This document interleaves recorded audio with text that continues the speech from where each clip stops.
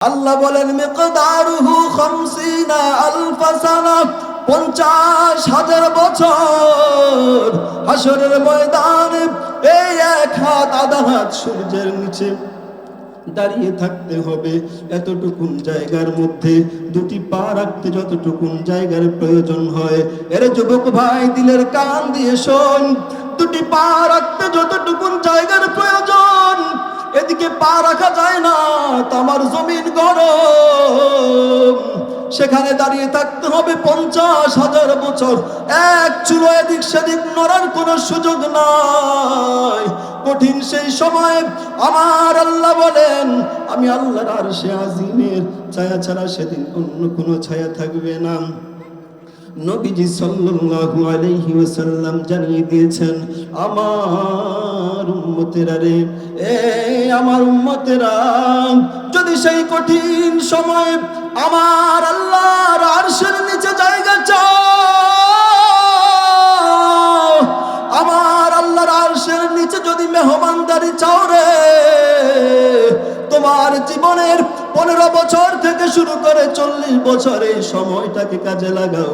রাসূল বলেছেন, ওই আরশে আজিমে ছায়ার নিচে যারা স্থান পাবে এদের মধ্যে একজন ইমামুন আদিল, ন্যায়পরায়ণ নেতা, ন্যায়পরায়ণ বাদশা, যে তার বাদশাহীকে, তার রাজত্বকে, তার নেতৃত্বকে ন্যায় নীতির সাথে পরিচালনা করেছে, জুলুম করে নাই, অত্যাচার অবিচার করে নাই। এমন ব্যক্তির জন্য হাসরের ময়দানে আমার আল্লাহর আরশে আজিমের ছায়া নিচে আল্লাহ তাআলা জায়গা করে দিবেন। রাসূল বলেছেন, তারপরে ওয়াশাবুন নাশা ফি ইবাদাতিল্লাহ,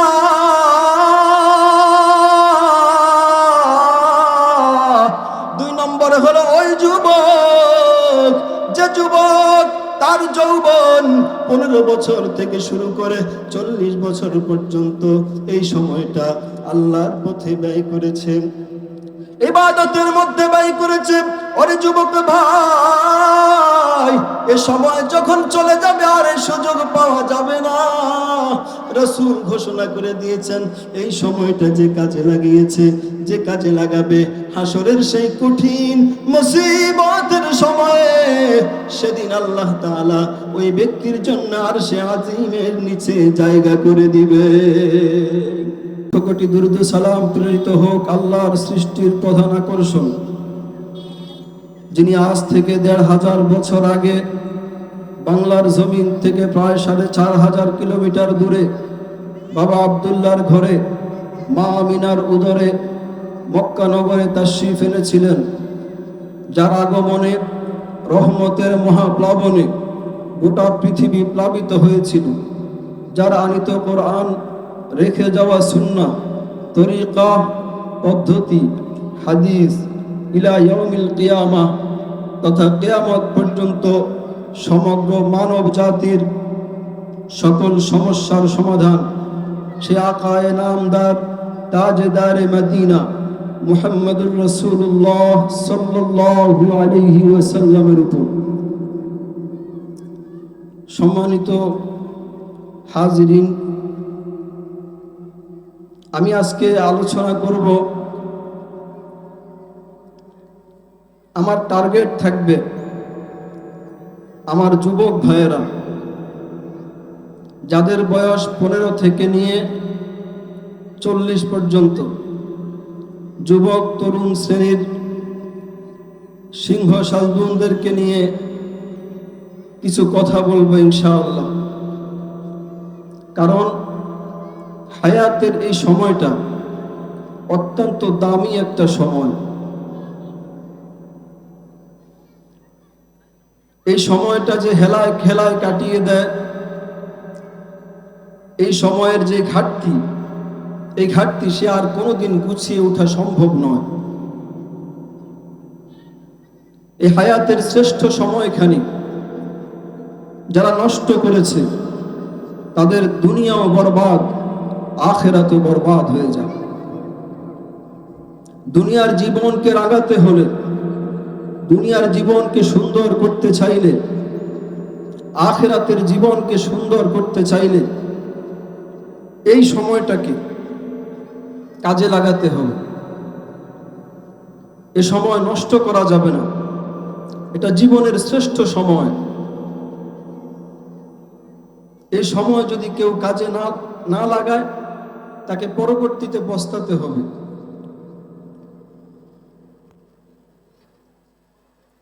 আজকে যুবক আখিরাতকে ভুলে আছে, বিশেষ করে এই স্তরের যুবকগুলো 15 থেকে নিয়ে 40 বছর পর্যন্ত আমাদের দেশের কালচার, এই যুবকগুলোই দিন থেকে গাফেল, ইবাদত বন্দেগী থেকে গাফেল। ইবাদতে প্রবেশ করে কখন?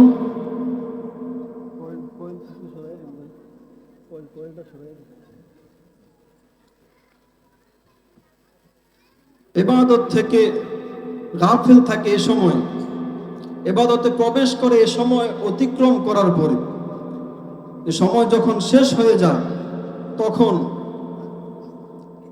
ইবাদতের মধ্যে দাখিল হয়। আজকে একজন যুবককে যদি প্রশ্ন করা হয়, যুবক তোমার জীবনের উদ্দেশ্যটা কি, তুমি জীবনে কি চাও, তোমার কি স্বপ্ন? তো যুবক বলবে, হুজুর আমার স্বপ্ন হচ্ছে আমি ইউরোপ যাব, অথবা আমি অন্য কোনো দেশে যাব, অথবা একটা বিজনেস চালু করব। বিভিন্ন ধরনের স্বপ্ন। হ্যাঁ, এই স্বপ্ন থাকবে, তবে এটা তোমার যুবক আসল স্বপ্ন নয়। কারণ এই স্বপ্নের সব কিছু শেষ হয়ে যাবে যখন তোমার চোখ বন্ধ হয়ে যাবে। এটা থাকবে, এটা দ্বিতীয়, 2 নম্বরে তোমার প্রথম টার্গেট হবে আমি এমন যুবক হব, যে যুবক হলে পরে আমি পরকালে আল্লাহর জান্নাতের বাসিন্দা হতে পারব। এই টার্গেট থাকবে যুবকের। কারণ আল্লাহ তাআলা আমাদেরকে পাঠিয়েছেন দুনিয়াতে আল্লাহর জান্নাতের বাসিন্দা হয়ে তারপরে যাওয়ার জন্য।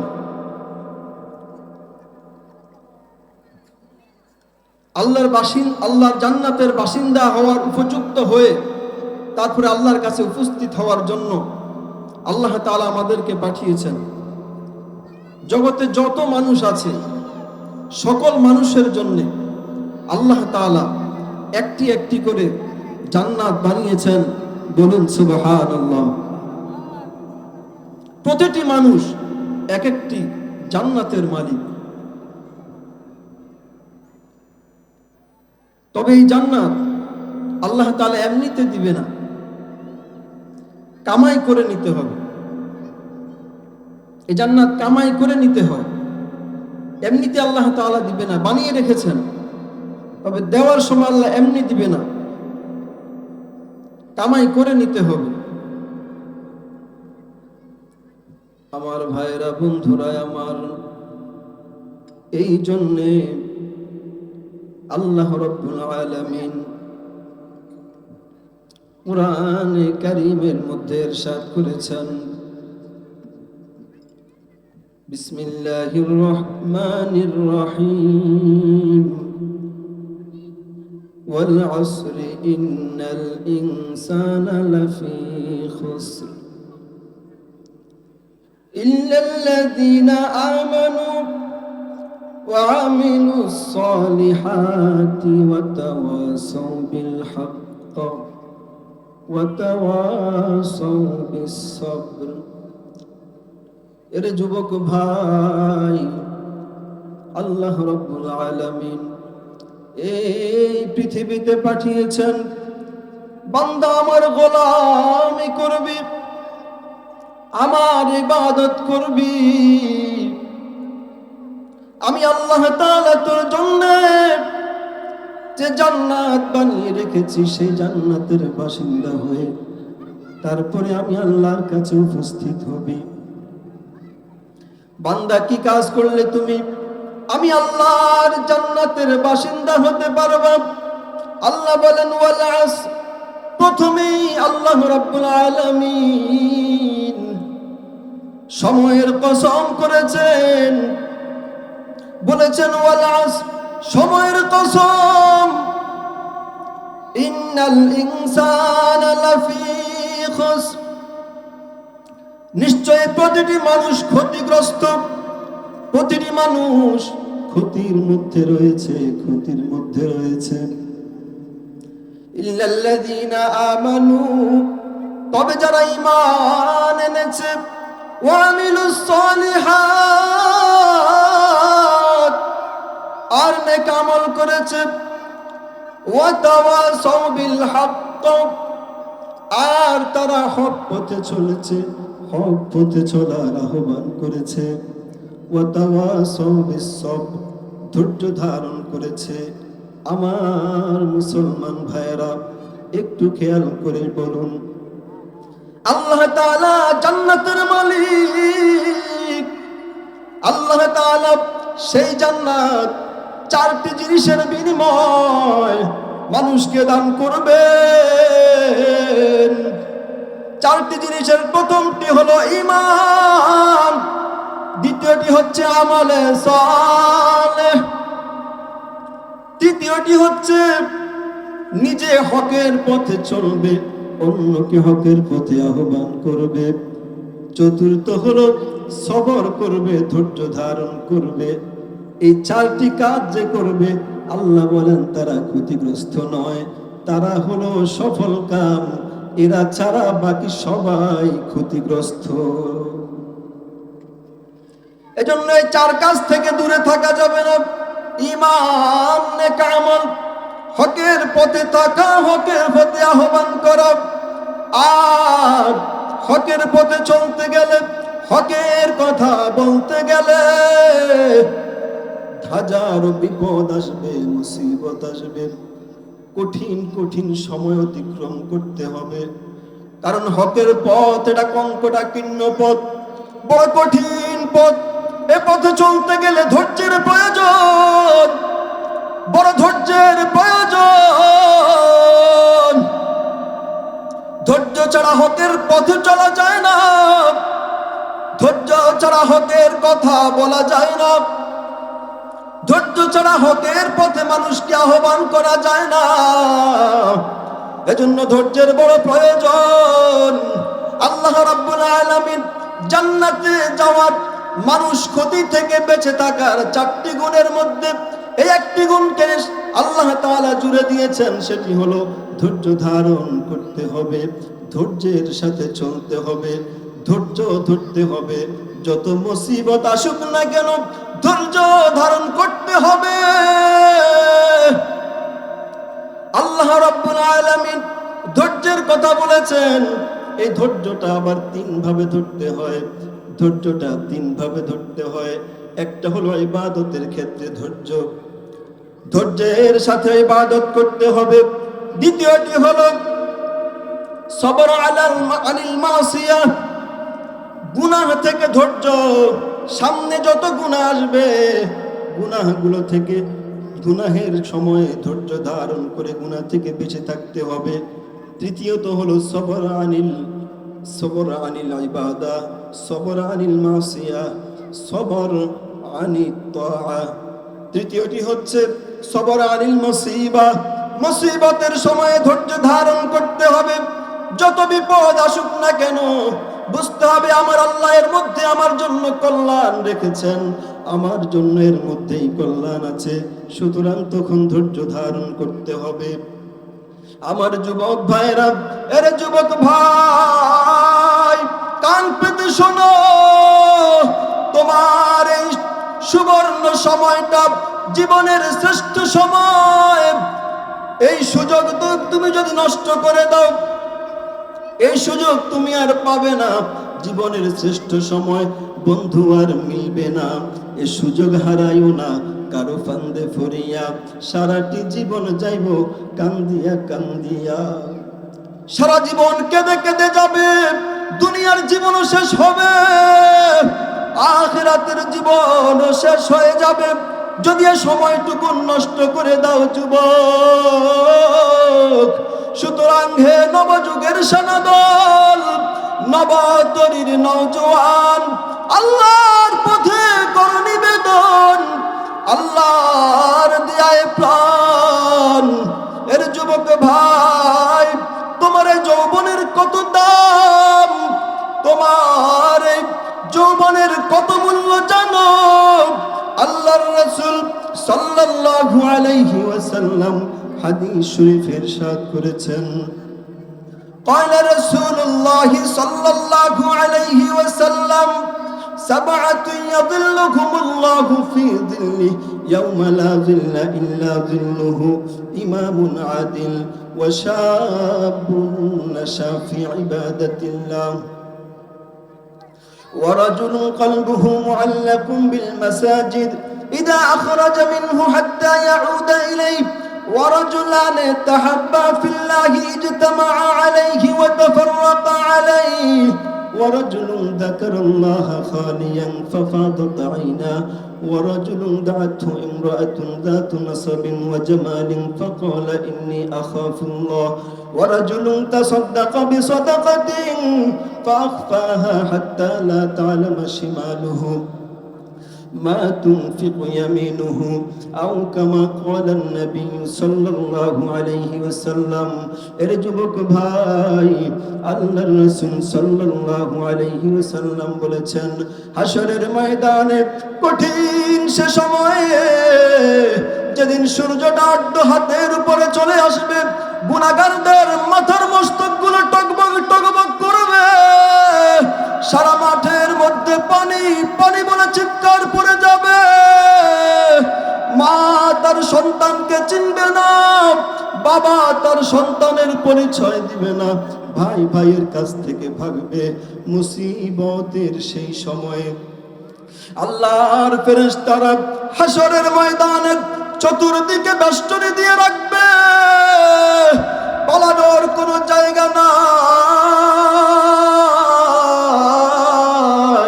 পালানোর কোনো পথ নাই কঠিন সেই মুহূর্তে আমার আল্লাহ রাব্বুল আলামিনের আরশে আজিমের ছায়া ছাড়া অন্য কোনো ছায়া থাকবে না আমরা আল্লাহর আরশে আজিমের ছায়া হাশরের সেই কঠিন ময়দানে মৃদু শীতল ছায়া থাকবে সেদিন সূর্যের তাপে জমিনটা তামার জমিন লাল হয়ে যাবে আগুনের মতো হনহন লাল হয়ে যাবে এমন জমিনের মধ্যে দাঁড়িয়ে থাকতে হবে একদিন আর দুদিন নয় রে ভাই 1 বছর আর 2 বছর নয় 1000 বছর আর 2000 বছর নয় আল্লাহ বলেন মিকদারুহু 50 আলফ সানা 50,000 বছর হাশরের ময়দানে এই 1 হাত আধা হাত সূর্যের নিচে দাঁড়িয়ে থাকতে হবে এতটুকুন জায়গার মধ্যে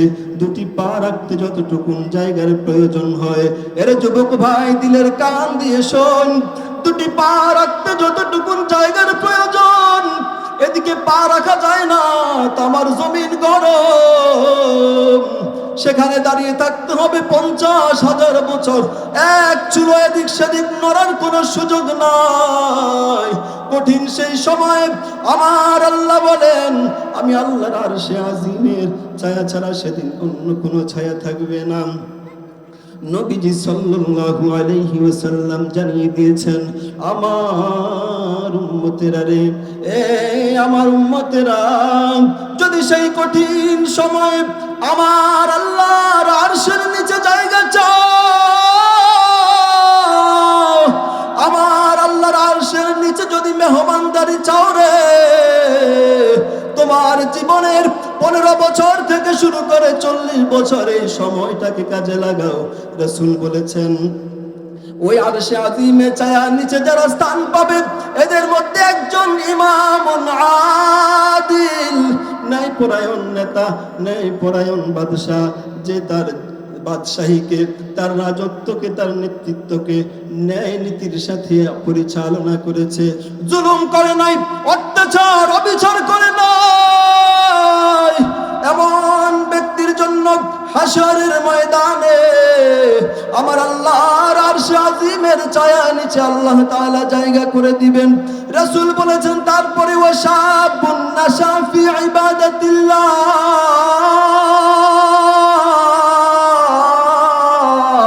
2 নম্বরে হলো ওই যুবক যে যুবক তার যৌবন 15 বছর থেকে শুরু করে 40 বছর পর্যন্ত এই সময়টা আল্লাহর পথে ব্যয় করেছে, ইবাদতের মধ্যে ব্যয় করেছে। ওরে যুবক ভাই, এ সময় যখন চলে যাবে আর এই সুযোগ পাওয়া যাবে না। রাসূল ঘোষণা করে দিয়েছেন, এই সময়টা যে কাজে লাগিয়েছে, যে কাজে লাগাবে হাসরের সেই কঠিন মুসিবতের সময়ে, সেদিন আল্লাহ তাআলা ওই ব্যক্তির জন্য আরশে আজিমের নিচে জায়গা করে দিবে। একটু আওয়াজ করে বলুন সুবহানাল্লাহ। হে যুবক ভাইরা আমার, এই হাদিসের মধ্যে রাসূল আরেকজন যুবকের কথা বলেছেন, ওয়ারাজুলুন দাআতহু ইমরাতুন দাআতু নাসাবিন ওয়া জামালিন ফাকালা ইন্নী আখাফুল্লাহ।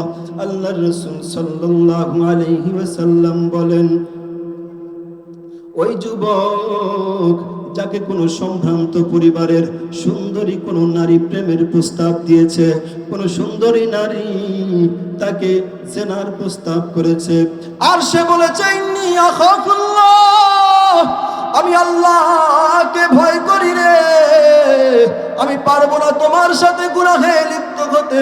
রাসূল করিম সাল্লাল্লাহু আলাইহি ওয়াসাল্লাম বলেন, যে যুবক এই সম্ভ্রান্ত পরিবারের সুন্দরী নারীর প্রস্তাবকে প্রত্যাখ্যান করেছে, এই ব্যক্তির জন্য আমার আল্লাহ তাআলা আরশে আজিমের ছায়ার নিচে জায়গা করে দিবে। এর যুবক ভাই, আল্লাহর রাসূল সাল্লাল্লাহু আলাইহি ওয়াসাল্লাম অন্য হাদিসে বলেছেন, ক্বালা রাসূলুল্লাহ সাল্লাল্লাহু আলাইহি ওয়াসাল্লাম, اغتنم خمسا قبل خمس، شبابك قبل هرمك، وصحتك قبل سقمك، وصحتك قبل سقمك، وغناك قبل فقرك، وفراغك قبل شغلك، وحياتك قبل موتك।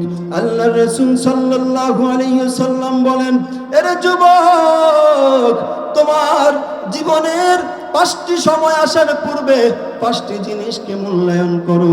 শাবাবাকা ক্বাবলা হারামিক, তোমার বার্ধক্য আসার পূর্বে তুমি তোমার যৌবনকে মূল্যায়ন করো। ওয়াসিহাতাকা ক্বাবলা সুকুমিক, তোমার সুস্থতাকে মূল্যায়ন করো। তোমার অসুস্থতা আসার পূর্বে, রুগ্ন হয়ে যাওয়ার পূর্বে, বিছানায় পড়ে যাওয়ার পূর্বে তুমি তোমার সুস্থতাকে মূল্যায়ন করো। বিছানায় যখন পড়ে যাবে তখন তুমি ভাববে, হায় রে, যদি সুস্থ থাকতাম নামাজে যাইতাম। ওই তো মিনারায় আজান হচ্ছে, ওই তো মিনারায় আসসালাতু খায়রুম মিনান নাওম বলছে, ওই তো মিনারায় হাইয়া আলাস সালাহ বলে মুয়াজ্জিন আমাকে ডাকছে। সেদিন তুমি বড় আফসোস করবে, পারবে না, পারবে না, তুমি যাওয়া সম্ভব হবে না। আমার ভাইরা, আল্লাহর রাসূল সাল্লাল্লাহু আলাইহি ওয়াসাল্লাম বলেন, ওয়াকশিব শাবাবাকা ক্বাবলা হারামিক, ওয়াসিহাতাকা ক্বাবলা সুকুমিক, ওয়াগিনাকা ক্বাবলা ফাকরিক, তোমার দারিদ্রতা আসার পূর্বে তোমার ধনাঢ্যতাকে মূল্যায়ন করো, গনিমত মনে করো। ওয়া হায়াতাকা ক্বাবলা মাউতিক, তোমার মৃত্যু আসার পূর্বে তুমি তোমার জীবনকে মূল্যায়ন করো। ওয়া ফারাগাকা ক্বাবলা শুগলিক, ব্যস্ততা আসার পূর্বে তুমি তোমার অবসরতাকে মূল্যায়ন করো। ওরে যুবক ভাই, তোমাকে সর্বশেষ আহ্বান জানাই, এসো, ফিরে এসো। হাতের মোবাইল দিয়ে গুনাহ করো না, চোখ দিয়ে গুনাহ করো না। 5 ওয়াক্ত নামাজি হয়ে যাও, সুন্নতের পাবন্দ হও। মনে রেখো, তোমার জীবন সার্থক হবে, সুন্দর হবে, আখিরাতের জীবনটাও সুন্দর হবে। কারণ আমার আল্লাহ তাআলা কোরআনে কারীমে জানিয়ে দিয়েছেন, ওয়া মান ইয়ামাল মিনাস সালিহাতি মিন যাকারিন আও উনসা ওয়া হুয়া মুমিনুন ফালানুহইয়ান্নাহু হায়াতান তাইয়্যিবা। আল্লাহ বলেন, নারী হোক বা পুরুষ হোক, ছেলে হোক বা মেয়ে হোক, নর হোক কিংবা নারী হোক, কেউ যদি নেক আমল করে আর যদি সে আল্লাহর গোলামি করে, আল্লাহ বলেন তাকে আমি এমন একটা জীবন দিব, হায়াত তাইয়্যিবা দিব। তার মানে এমন জীবন দিব যে জীবন সুখময় জীবন, অশান্তির লেশ মাত্র নাই। বলুন সুবহানাল্লাহ। এজন্য যুবক ভাইদেরকে আমি ধন্যবাদ জানাই। এমন একটি মাহফিলের আয়োজন করেছে। আল্লাহ তাআলা আমাদের কান্দাপাড়ার যুবক ভাইদেরকে কবুল করুক, বলুন আমিন। আল্লাহ তাআলা তাদের এই খেদমতগুলোকে আখিরাতে নাজাতের ওসিলা করে দিক, বলুন আমিন। ওয়া আখিরু দাওয়ানা আলহামদুলিল্লাহি রাব্বিল আলামিন। আসসালামু আলাইকুম ওয়া রাহমাতুল্লাহ।